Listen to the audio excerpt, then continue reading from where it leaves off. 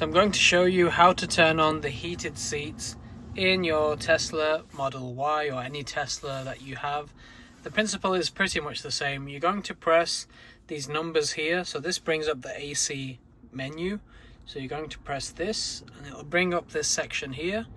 So in order to turn the heated seats on, you can see this button here with the chair. So this is for the right and this is for the left.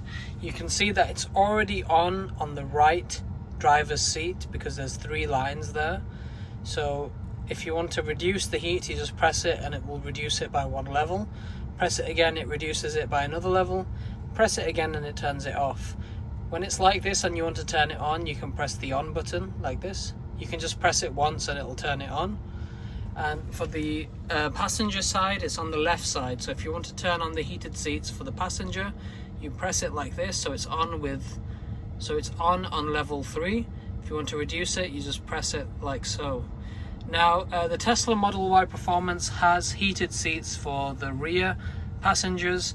So you can see here, you can control it for the front and rear by pressing rear.